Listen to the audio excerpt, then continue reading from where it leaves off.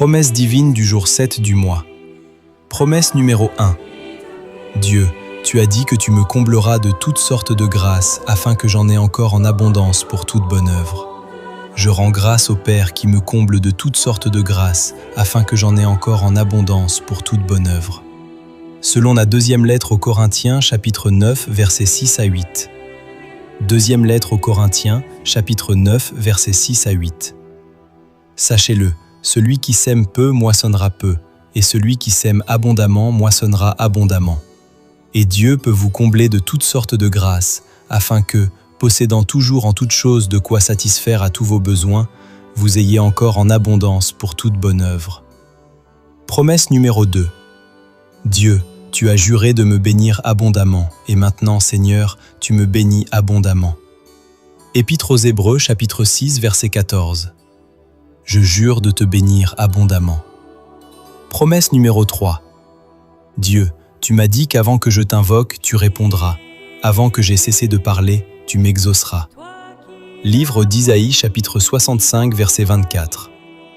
Avant qu'ils m'invoquent, je répondrai. Avant qu'ils aient cessé de parler, j'exaucerai. Et maintenant, tu m'exauces. Promesse numéro 4. Dieu, tu as dit que tu marcheras devant moi, que tu aplaniras les terrains bosselés, tu briseras les portes de bronze et que tu feras sauter les verrous de fer. Livre d'Isaïe, chapitre 45, verset 2. Moi, je marcherai devant toi, les terrains bosselés, je les aplanirai, les portes de bronze, je les briserai, les verrous de fer, je les ferai sauter. Promesse numéro 5.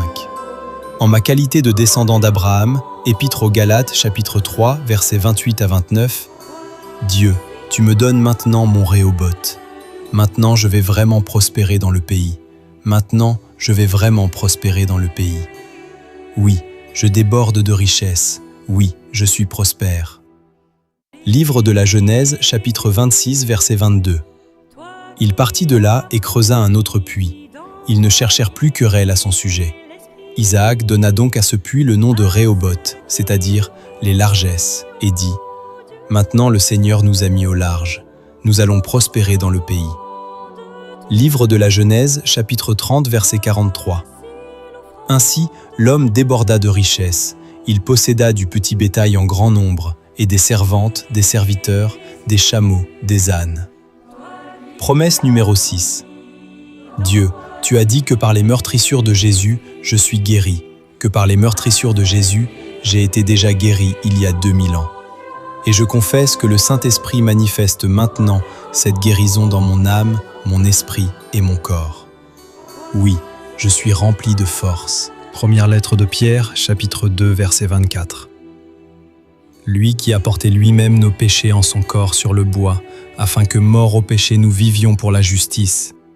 Lui par les meurtrissures duquel vous avez été guéris. Promesse numéro 7. Comme Jésus dans l'évangile de Luc, chapitre 5, verset 17, la puissance du Saint-Esprit est à l'œuvre à travers moi pour opérer des guérisons. Oui, je déclare une pluie de guérison, de consolation, de délivrance, de signes, de prodiges, de miracles, de grands miracles, de miracles extraordinaires, de résurrection, de conversion par milliers dans mon ministère. Évangile de Luc, chapitre 5, verset 17. La puissance du Seigneur était à l'œuvre pour lui faire opérer des guérisons. Promesse numéro 8. Dieu, tu as promis de me bénir, de bénir ma famille, de bénir mes enfants, de bénir mes enfants du plus grand au plus petit. Et je déclare que le Seigneur bénit maintenant toute ma famille comme celle d'Aaron. Psaume 113, versets 12 à 13. Le Seigneur se souvient de nous, il bénira. Il bénira la famille d'Israël, il bénira la famille d'Aaron. Il bénira tous ceux qui craignent le Seigneur, du plus grand au plus petit. Promesse numéro 9. Dieu, tu m'appelles à rejeter le péché et à vivre dans la sainteté. Première lettre aux Thessaloniciens, chapitre 4, verset 7. Tu me dis, tu seras saint car moi je suis saint. Première lettre de Pierre, chapitre 1, verset 14 à 16. Je dis oui à ton projet de sainteté pour moi. Première lettre de Pierre, chapitre 1, versets 14 à 16. Comme des enfants qui obéissent, cessez de vous conformer aux convoitises d'autrefois, quand vous étiez dans l'ignorance. Mais, À l'exemple du Dieu saint qui vous a appelé, devenez saints, vous aussi, dans toute votre conduite, puisqu'il est écrit « Vous serez saints, car moi, je suis saint ».